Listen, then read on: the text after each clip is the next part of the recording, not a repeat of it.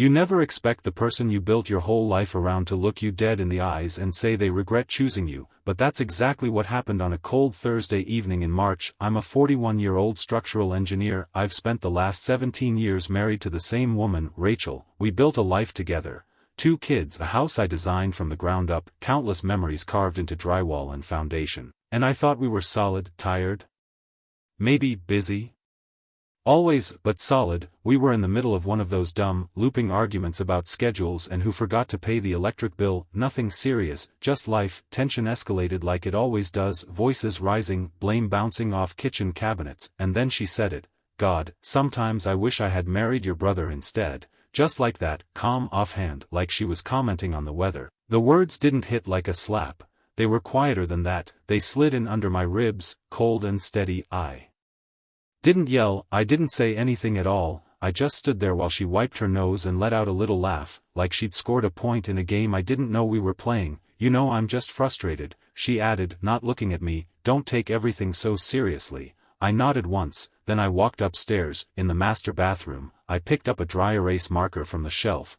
Rachel used it to write affirmations and reminders. I wrote 3 words on the mirror, slowly and in all caps. I heard you. Then I left. No door slam, no suitcase, just keys in my hand and the sound of my boots on tile. I didn't sleep much that night, just lay on the couch, jacket still on, staring at the ceiling while the heater kicked on and off. At 5:43 a.m., I got up. No anger, no tears, just a strange stillness in my chest, like the soundproof silence you get inside a heavy door. I'd been a husband, a provider, a builder of plans. Now I was just a man following a checklist. I started with the lawyer, Michael Sandler.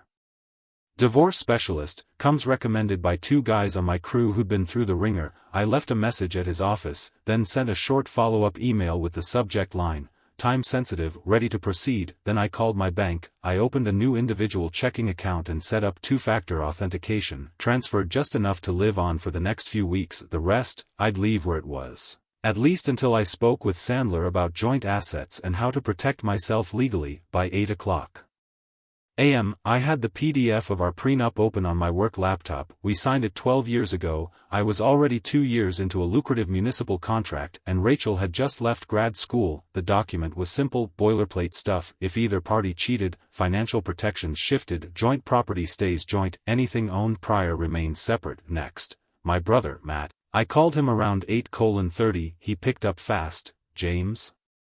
What's going on? You got a minute?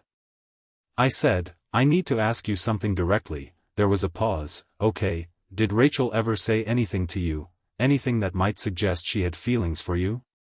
Dead silence on the line. I waited. Once, he finally said, years ago, at your house, we were in the kitchen waiting on the turkey to finish. She was a little drunk, said something like, you know, if life had gone differently. But I shut it down. I swear to you, James, I never crossed that line. I believed him, and somehow, that made it worse, because she had. This wasn't just a cruel comment in the heat of a fight, it was a window into something she'd thought about before, maybe more than once. I thanked Matt, hung up, and made a list of next steps. It read like a project plan, no emotions, just execution. She walked in just after 6, balancing her purse and grocery bag like it was any other.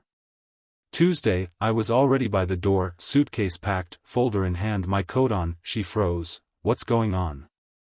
I held up the folder. These are the documents you'll need. Lawyer's contact is inside. The marriage is over. She blinked, tried to laugh. Wait, are you serious right now? I didn't respond, just opened the door. You're leaving?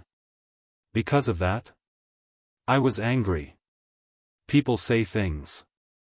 Still calm, you meant it, you've probably meant it for years. Her voice sharpened. So what? You're just running away. Like a coward? No, I said, I'm just done. The aggression faded quick, her eyes welled up. James, wait.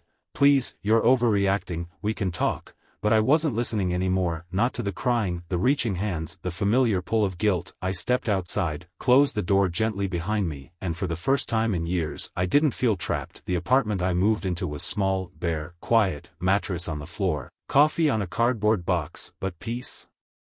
That was new. She stayed in the house. At first, silence, then came the texts. Seriously? You're just walking out? You think this is mature? All over one comment? I didn't reply. A few days later, her tone softened. You know I didn't mean it. We have a life, a family. Please, James, don't throw it all away.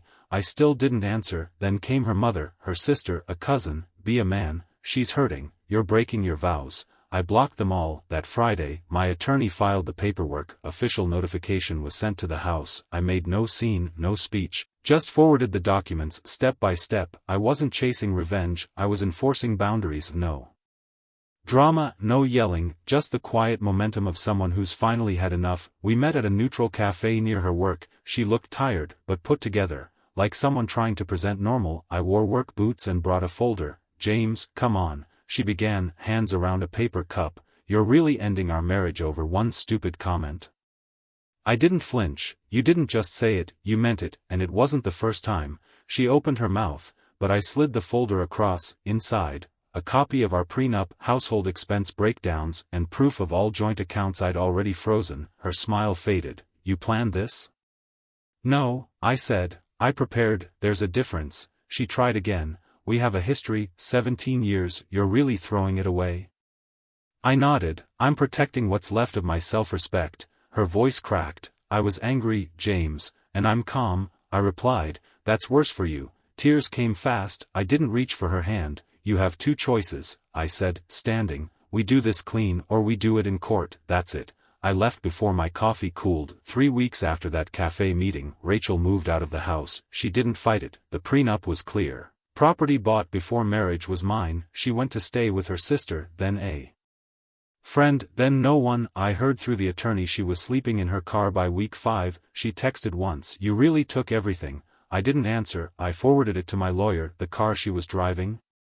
Still in my name, so I filed the paperwork, not out of spite, out of obligation. Liability is liability. When the tow truck came, I wasn't there. She called 3 times that night. I didn't pick up. The next morning, I got a notification. She'd signed the divorce papers. No drama, no final words, just a courier's timestamp. I didn't celebrate, didn't call friends, didn't post online. I just went back to work the next day, poured concrete, ran cables, and let the silence settle in. This wasn't revenge, this was closure. It's been 6 months. The house is quiet now, not empty, just peaceful. I've finished the kitchen remodel Rachel always dreamed about. New cabinets, clean tile, no ghosts. I didn't do it for her, I did it to reclaim the space. Every nail, every coat of paint. For me, I sleep better, I eat slower, I take the long way home sometimes, just because no one's waiting to argue. Last week, Matt came by. We grilled steaks on the back porch like we used to. As the sun dipped, he said, you know, she used to flirt with me years ago. I never told you. Thought it would pass. I nodded. It did, right through. There was no anger in my voice, just understanding of her, of myself. She was a chapter, and I finished it. Now the house stands, solid, simple, mine. I'm not rebuilding a marriage, I'm rebuilding a man, and this time, I'm laying the foundation for someone who won't apologize for needing peace.